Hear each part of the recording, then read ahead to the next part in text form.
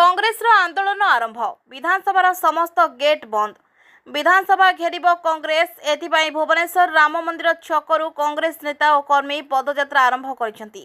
एथिपाई commissionerate police रो चिंता बढ़ी जाइछि। केमिति सेमानकु रोकिबो ताकु नै योजना प्रस्तुत होइछि। आंदोलनकारी को रोकिबाकु 80 प्लाटून फोर्स मुतयन होइछंती। तेबे एजी छक लोकसेवा भवन गेट विधानसभा 4टी गेट रविंद्र मंडप छक I&PR छक lower PMG master canteen police मुतयन हेबे। लुह बुहा गैस पानी माड़ करने अग्निशमर 2टी गाड़ी मध्य PMG छकरे रही।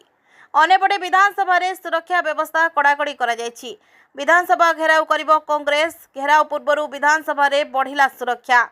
विधानसभा समस्त गेट बंद कर दिया जायछि।